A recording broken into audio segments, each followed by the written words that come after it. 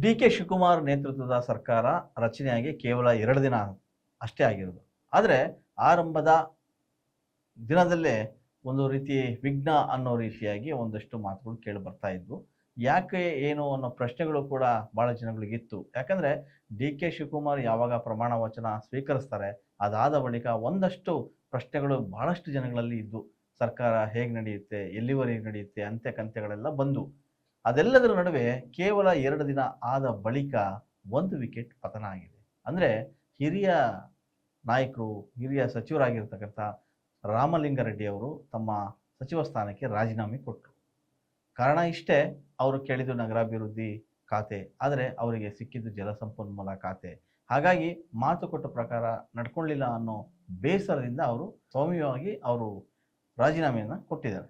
ಅದೇನೇ ಇದ್ದರೂ ರಾಜೀನಾಮೆ ಪ್ರಸಂಗ ಇದೆಯಲ್ಲ, ಅದು ಎಲ್ರಿಗೂ ಒಂದು ರೀತಿಯ ಶಾಕ್ ಅಂತೂ ಆಗಿರೋದು ನಿಜ.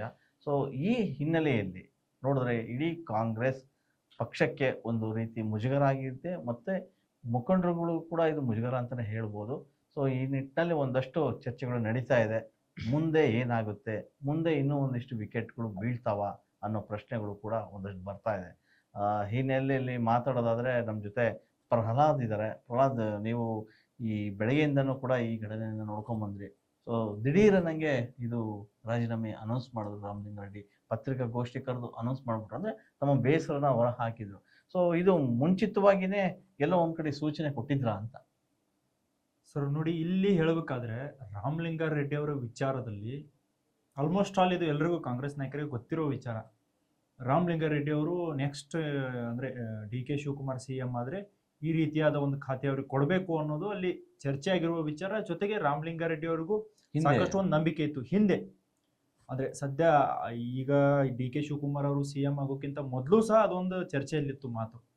ಆದರೆ ಇಲ್ಲಿ ನಾವು ನೋಡಬೇಕಾದ್ರೆ ಡಿ.ಕೆ. ಶಿವಕುಮಾರ್ ಅವರು 2023ರಲ್ಲಿ ಮಾತು ಕೊಟ್ಟಿದ್ರಂತೆ, ಒಂದು ವೇಳೆ ನಾನು ಮುಖ್ಯಮಂತ್ರಿ ಆದರೆ ನಾನು ಆಗ್ತೀನಿ, ನಮ್ದು ಸರ್ಕಾರ ಬರುತ್ತೆ, ನಾನು ಮುಖ್ಯಮಂತ್ರಿ ಆಗ್ತೀನಿ, ನಾನು ಈಗ ಯಾವ ಖಾತೆಯನ್ನು ಬೆಂಗಳೂರು ನಗರಾಭಿವೃದ್ಧಿ ಖಾತೆಯನ್ನು ನಿಭಾಯಿಸ್ತಾ ಇದ್ದೀನಲ್ಲ ಆ ಖಾತೆಯನ್ನು ನಿಮಗೆ ಬಿಟ್ಕೊಡ್ತೀನಿ ಅನ್ನೋ ಮಾತನ್ನ ಹೇಳಿ ರಾಮಲಿಂಗಾರೆಡ್ಡಿ ಅವರ ಮನೆಗೆ ತೆರಳಿ, ಕೆಲವು ಮುಖಂಡರ ಜೊತೆ ಮನೆಗೆ ತೆರಳಿ ಮನವೊಲಿಸುವ ಪ್ರಯತ್ನವನ್ನು ಮಾಡಿದ್ರು. ಅದರಲ್ಲಿ ಡಿ.ಕೆ. ಶಿವಕುಮಾರ್ ಯಶಸ್ವಿಯಾಗಿದ್ರು. ಕಾರಣ ಏನಂದ್ರೆ ಡಿ.ಕೆ. ಶಿವಕುಮಾರ್ ಅವರು CM ಆಗ್ತಾರೆ, ನನಗೆ ಒಂದು ಬೆಂಗಳೂರು ನಗರಾಭಿವೃದ್ಧಿ ಖಾತೆ ಸಿಗುತ್ತೆ ಅನ್ನೋ ಒಂದು ನಂಬಿಕೆ ರಾಮಲಿಂಗಾರೆಡ್ಡಿ ಅವ್ರದ್ದು. ಆ ಸಂದರ್ಭದಲ್ಲಿ ಅವರಿಗೆ ಸಾರಿಗೆ ಖಾತೆ ಇತ್ತು, ಸಾರಿಗೆ ಇಲಾಖೆ.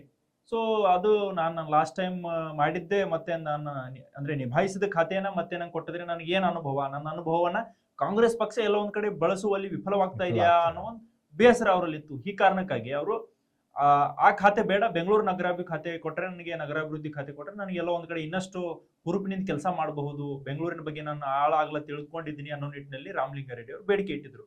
ಸೊ ಡಿ.ಕೆ. ಶಿವಕುಮಾರ್ ಅವರು ಈ ಒಂದು ಯಾವ್ದು ಭರವಸೆ ಕೊಟ್ರಲ್ಲ, ಈ ಭರವಸೆಗೆ ಅದೊಂದು ಅಸಮಾಧಾನ ಅಲ್ಲಿಗೆ ಸ್ಟಾಪ್ ಆಗಿತ್ತು. ಅದಾದ ನಂತರ ನೆಕ್ಸ್ಟ್ ಈಗ ಡಿ.ಕೆ. ಶಿವಕುಮಾರ್ ಅವರು ಮುಖ್ಯಮಂತ್ರಿ ಆಗಿದ್ದಾರೆ, ಮಾತನ್ನ ಕೊಟ್ಟಿದ್ರು, ಕೊಟ್ಟ ಮಾತಿನಂತೆ ನಡೆಸ್ಕೊಳ್ಳಿಲ್ಲ ಅನ್ನೋ ಒಂದು ಆರೋಪ. ಯಾಕಂದ್ರೆ ಇದೇ ಡಿ.ಕೆ. ಶಿವಕುಮಾರ್ ಅವರು ಸಿದ್ದರಾಮಯ್ಯನವರ ವಿಚಾರದಲ್ಲಿ ಕೊಟ್ಟ ಮಾತು ಅಂತ ಕುಟುಕ್ತಾ ಇದ್ರು ಆಗ. ಬಟ್ ಈಗ ಈ ಮಾತನ್ನ ಎಲ್ಲೋ ಒಂದ್ ಕಡೆ ಮರೆತ್ರ ಅನ್ನೋ ಪ್ರಶ್ನೆ ರಾಮಲಿಂಗಾರೆಡ್ಡಿ ಒಂದು ಬೆಂಬಲಿಗರ ವಲಯದಲ್ಲಿ ಸಾಕಷ್ಟು ಕೇಳಿ ಬರ್ತಾ ಇದೆ, ಜೊತೆಗೆ ಆಕ್ರೋಶಕ್ಕೂ ಕಾರಣವಾಗಿದೆ ಸರ್. ಇದನ್ನ ನೋಡಿದಾಗ ಅರ್ಥ ಆಗುತ್ತೆ, ಎಲ್ಲ ಒಂದ್ ಕಡೆ ಕಾಂಗ್ರೆಸ್ ಆರಂಭಿಕದಲ್ಲಿ ಅಂದ್ರೆ ಡಿ.ಕೆ. ಶಿವಕುಮಾರ್ ಯಾರು ಎಷ್ಟು ಹುರುಪಿನಲ್ಲಿ ಸರ್ಕಾರವನ್ನು ನಡೆಸ್ತೀನಿ ಅನ್ನೋ ನಿಟ್ಟಿನಲ್ಲಿ ಈಗಾಗಲೇ ಅವರು ತೆಗೆದುಕೊಳ್ತಾ ಇರುವ ನಿರ್ಧಾರಗಳೇ ಹೇಳ್ತಾ ಇದಾವೆ. ಎಷ್ಟು ಹುರುಪಿನಲ್ಲಿ ಇದ್ದಾರೆ ಡಿ.ಕೆ. ಶಿವಕುಮಾರ್ ಅವರು ಮುಖ್ಯಮಂತ್ರಿಯಾಗಿ, ಯಾವ ಸ್ಪೀಡ್ ಅಲ್ಲಿ ಇದ್ದಾರೆ ಅನ್ನೋದು. ಆದ್ರೆ ಆ ಸ್ಪೀಡ್ ಅಲ್ಲಿ ಎಲ್ಲ ಒಂದ್ ಕಡೆ ಇದು ಮಿಡಲ್ ಅಲ್ಲಿ ರೋಡ್ ಬ್ರೇಕ್ ತರ ಒಂಥರ ರಾಜೀನಾಮೆ ಸುದ್ದಿ ಹಬ್ಬಿದ್ದು ಕಾಂಗ್ರೆಸ್ ಪಾಳ್ಯದಕ್ಕೆ ನಿಜಕ್ಕೂ ಆಘಾತ ಸರಿ. ಖಂಡಿತ ನೀವು ಒಂದು ಆಘಾತ ಅಂದ್ರೆ ಓಕೆ, ಅದ್ರ ಜೊತೆಗೆ ಅವ್ರು ಕೊಟ್ಟು ಕ್ಷಣಾರ್ಧದಲ್ಲೇ KH ಮುನಿಯಪ್ಪ ಅವರು ಕೂಡ ಒಂದು ಸ್ಟೇಟ್ಮೆಂಟ್ ಕೊಡ್ತಾರೆ. ಅಂದ್ರೆ ಅವ್ರಿಗೂ ಕೂಡ ಆಹಾರ ಖಾತೆ ಏನೋ ನಿರ್ವಹಣೆ ಮಾಡಿದ್ರು, ಮತ್ತು ಅದನ್ನ ಖಾತೆ ಕೊಟ್ಟರು. ಅವ್ರಿಗೆಲ್ಲ ಒಂದ್ ಕಡೆಗೆ ಬೇರೆ ಖಾತೆ ಮೇಲೆ ಕಂಡಿತ್ತೇನೋ, ಹಾಗಾಗಿ ನನಗೆ ಬೇರೆ ಖಾತೆಗೆ ಬೇಕು ಅನ್ನೋ ಸ್ವರ ಕೂಡ ಎತ್ತಿದ್ರು. ಅಂದ್ರೆ ಸರ್ ಇಲ್ಲಿ ನೋಡ್ಬೇಕಾದ್ರೆ ಡಿ.ಕೆ. ಶಿವಕುಮಾರ್ ಅವರು ಒಂದು ಲೆಕ್ಕಾಚಾರ ಇತ್ತು, ಸಂಪುಟದಲ್ಲಿ ಹಿರಿಯರಿರಬೇಕು, ಅನುಭವಿಗಳಿರಬೇಕು ಅಂತ. ಕರೆಕ್ಟ್. ಬಟ್ ಎಲ್ಲೋ ಒಂದ್ ಕಡೆ ಅದೇ ಲೆಕ್ಕಾಚಾರ ಈಗ ಉಲ್ಟಾ ಹೊಡಿತಾ ಇದೆಯಾ ಅನ್ನೋ ಪ್ರಶ್ನೆ ಇವೆಲ್ಲ ಪ್ರಸಂಗಗಳನ್ನ ಎಲ್ಲ ಸನ್ನಿವೇಶಗಳನ್ನ ನೋಡಿದ್ರೆ ಅರ್ಥ ಆಗುತ್ತೆ. KH ಮುನಿಯಪ್ಪ ಅವ್ರ ವಿಚಾರದಲ್ಲಿ ನೋಡ್ಬೇಕಾದ್ರೆ ಅವರು ಸಹ ಹಿರಿಯರು, ಹೌದು. ಕೇಂದ್ರದಲ್ಲಿ ಸಚಿವರಾಗಿದ್ರು, ರೈಲ್ವೆ ಖಾತೆಯ ಸಚಿವರಾಗಿ ಕೆಲಸ ಮಾಡಿದ್ರು, ದಲಿತ ನಾಯಕರು. ದಲಿತ ನಾಯಕರು, ಜೊತೆಗೆ ರಾಜ್ಯದಲ್ಲಿ ಸಿದ್ದರಾಮಯ್ಯ ಸರ್ಕಾರದಲ್ಲಿ ಆಹಾರ ನಾಗರಿಕ ಪೂರೈಕೆ ಇಲಾಖೆ ಯಶಸ್ವಿ ಸಚಿವರಾಗಿ ಪೂರ್ಣ ಕೆಲಸ ಮಾಡಿದ್ರು. ಹೌದು.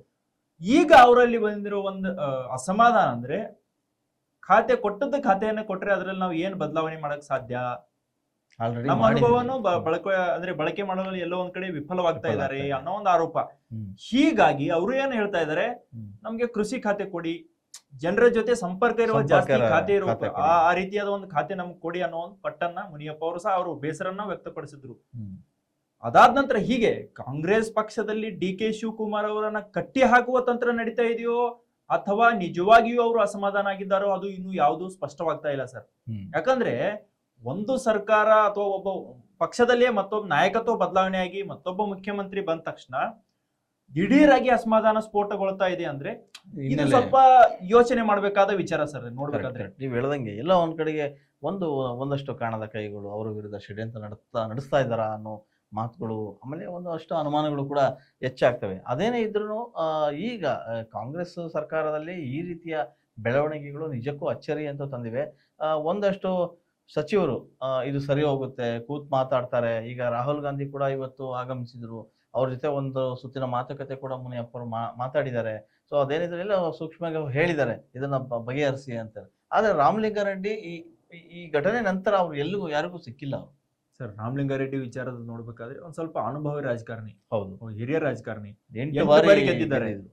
8 ಬಾರಿ ಗೆದ್ದಿದ್ದಾರೆ ಅಂದ್ರೆ ಅವ್ರ ಅನುಭವ ಸಿಕ್ಕಾಪಟ್ಟೆ ಇರುತ್ತೆ ಸರ್. ಚುನಾವಣಾ ರಾಜಕೀಯ ಆಗಲಿ, ಜೊತೆಗೆ ಆಡಳಿತಾತ್ಮಕವಾಗಿಯೂ ಸಹ ರಾಮಲಿಂಗಾರೆಡ್ಡಿ ಅವರು ಒಂದು ಛಾಪನ್ನ ಮೂಡಿಸಿರೋ ವ್ಯಕ್ತಿ. ಸೊ ಮುಖ್ಯವಾಗಿ ನೋಡ್ಬೇಕಾದ್ರೆ ಬೆಂಗಳೂರಿನ ಆಳಾಗ್ಲ ಕೋಣೆ A to Z ಬೆಂಗಳೂರಿನ ಆಲ್ಮೋಸ್ಟ್ ಆಲ್ ಅವರು ಬೆಂಗಳೂರನ್ನ ಅರಿದು ಕುಡಿದೋ ವ್ಯಕ್ತಿ.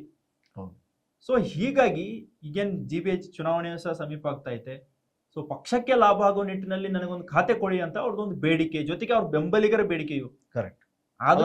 ಆದ್ರೂ ಹಿಂದೆ ಈ ಮಾತುಕತೆ ಆಗಿದ್ರಿಂದ ಅವ್ರು ಕೇಳ್ತಾ ಇದಾರೆ ವಿನಃ. ಅಲ್ಲ ಸರ್, ಮತ್ತೊಂದು ಇಲ್ಲ ನೀವು ಹೇಳಿದ್ರಲ್ಲ ಮಾತುಕತೆ ಅಂತ.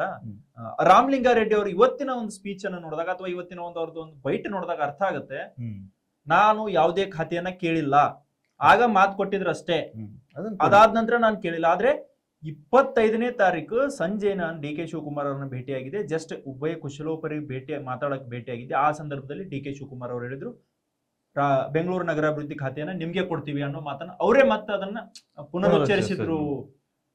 ಸೊ ಹೀಗಾಗಿ ನಾನು ಖಾತೆಯನ್ನೇ ಕೇಳಿಲ್ಲ, ಕೊಡ್ತೀನಿ ಅಂತ ಹೇಳಿದಾರೆ, ಬಟ್ ನನಗೆ ನಿರಾಶೆ ಮಾಡಿದ್ರು. ಕೊಡೋದಿದ್ರೆ ನನಗೆ ಬೆಂಗಳೂರು ನಗರಾಭಿವೃದ್ಧಿ ಖಾತೆ ಕೊಡಿ, ಇಲ್ಲಾಂದ್ರೆ ನನಗೆ ಮಂತ್ರಿ ಸ್ಥಾನವೇ ಬೇಡ. ಖಂಡ ತುಂಡವಾಗಿ ಹೇಳಿದ್ರು. ನಿನ್ನೆನೂ ಸಭೆ ಮಾಡಿದ್ರು, ಸಭೆಯಿಂದನೂ ಅರ್ಧಕ್ಕೆ ಎದ್ದು ಬಂದ್ರಂತೂ ಮಾಹಿತಿ. ಅಲ್ಲೇ CM DK ಶಿವಕುಮಾರ್ ಅವರು ಇದ್ರು, ಸಚಿವರು, ಇತರ ಸಚಿವರು ಎಲ್ಲರೂ ಇದ್ರು, ಅರ್ಧಕ್ಕೆ ಎದ್ದು ಬಂದ್ರು ಅನ್ನೋ ಮಾಹಿತಿ. ಸೊ ಹೀಗಾಗಿ ರಾಮಲಿಂಗಾರೆಡ್ಡಿ ವಿಚಾರದಲ್ಲಿ ಸರ್ ಕಾಂಗ್ರೆಸ್ಗೆ ಎಲ್ಲ ಒಂದ್ ಕಡೆ ನುಂಗಲಾರದ ತುಪ್ಪನೇ ಅಂತಾನೆ ಹೇಳ್ಬೋದು. ಯಾಕಂದ್ರೆ ಆಲ್ರೆಡಿ ಅವರು ರಿಸೈನ್ ಅಂದ್ರೂ ಕೊಟ್ಟಿದ್ದಾರೆ. ಅವ್ರು ಒಂದೇ ಮಾತು ಹೇಳಿದ್ರು, ನಾನು ಬೇಜಾರಾಗಿದೆ, ಹ್ಯುಮಿಲೇಷನ್ ಆಗಿದೆ. ಒಂದು ಮಾತನ್ನ ಹೇಳಿದ್ರು ಸರ್, ಸ್ಪಷ್ಟ ರಾಜೀನಾಮೆ ಪತ್ರವನ್ನ ನಿಮ್ಮನ್ನು ನೋಡಿದಾಗ ಅರ್ಥ ಆಗುತ್ತೆ, ಆತ್ಮಸಾಕ್ಷಿಗೆ ವಿರುದ್ಧವಾದ ಕಾರ್ಯ ನನ್ನಿಂದ ಮಾಡಲು ಸಾಧ್ಯವಿಲ್ಲ. ಯಾವ ಮಂತ್ರಿ ಹೇಳ್ತಾರೆ ಸರ್ ಇಂದಿನ ದಿನಮಾನಗಳಲ್ಲಿ?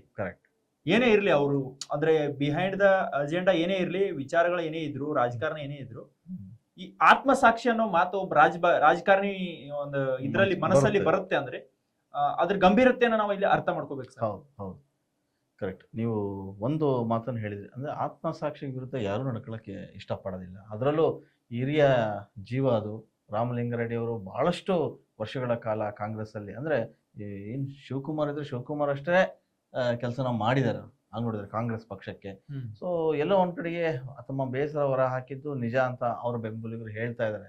ಸೊ ಈ ನಿಟ್ಟಿನಲ್ಲಿ ನೋಡೋದಾದ್ರೆ ಈಗ ಸಿದ್ದರಾಮಯ್ಯನ ಮಾತು ರಾಮಲಿಂಗಾರೆಡ್ಡಿ ಕೇಳ್ತಾರೆ ಅನ್ನೋ ಒಂದು ವಲಯ ಹೇಳ್ತಾ ಇದೆ.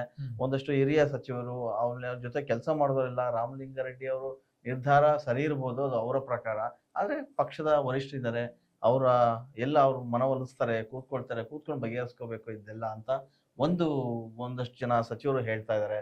ಆದ್ರೆ ರಾಮಲಿಂಗಾರೆಡ್ಡಿ ಅವರ ಮನಸ್ಸಲ್ಲಿರೋದು ಒಂದೇ, ಆತ್ಮಸಾಕ್ಷಿ ವಿರುದ್ಧವಾಗಿ ನಾನು ನಡ್ಕೊಳಕ್ ಆಗೋದಿಲ್ಲ, ಹಾಗಾಗಿ ನಾನು ರಾಜೀನಾಮೆ ಕೊಟ್ಟಿದ್ದೀನಿ ಅಂತ. ಸೊ ಇದು ಹೈಕಮಾಂಡ್ ಯಾವ ರೀತಿ ಇದ್ರಲ್ಲಿ ತಗೊಳುತ್ತೆ ಗೊತ್ತಿಲ್ಲ. ಸೊ ಈಗ ಹೊಸ ಅಧ್ಯಕ್ಷರು ಬೇರೆ BK ಹರಿಪ್ರಸಾದ್ ಅವರು ಇದನ್ನ ಪರಿಗಣನೆ ತಗೊಳ್ತಾರೋ ಇಲ್ವೋ, ಇವನ್ನೆಲ್ಲದನ್ನು ಕೂಲಂಕುಷವಾಗಿ ಗಮನ ಹರಿಸ್ಬೇಕಾಗುತ್ತೆ. ಮುಂದಿನ ದಿನಗಳಲ್ಲಿ ಈ ಈ ಥರದ ಒಂದಿಷ್ಟು ರಾಜೀನಾಮೆ ಪರ್ವ ಅಂತ ಏನಂತಾರೆ ಅದೇನಾದ್ರೂ ಮುಂದುವರಿಯುತ್ತೋ ಇಲ್ಲೋ ಗೊತ್ತಿಲ್ಲ. ಯಾಕಂದ್ರೆ ಕಾಂಗ್ರೆಸ್ ಅಲ್ಲಿ ಈಗಾಗಲೇ ನೀವು ಆಗಲೇ ಒಂದು ಮಾತಾಡಿದ್ರಿ, ಸಿದ್ದರಾಮಯ್ಯ ಇರ್ತಕ್ಕಂಥ ನೇತೃತ್ವ ಸರ್ಕಾರದಲ್ಲಿ ಯಾವುದೇ ರೀತಿಯಾದ ಒಂದಷ್ಟು ಸಮಸ್ಯೆಗಳಾಗಿರಲಿಲ್ಲ ಆರಂಭದಿಂದ ಇಲ್ಲಿಯವರೆಗೂ, ಮೊನ್ನೆಯವರೆಗೂ. ಯಾವಾಗ ಈ ಹೊಸ ಸರ್ಕಾರ ಆಯ್ತೋ ಈಗ ಮೆಲ್ಲಕ್ಕೆ ಒಬ್ಬೊಬ್ಬರೇ ಮಾತಾಡ್ತಾ ಇದ್ದಾರೆ.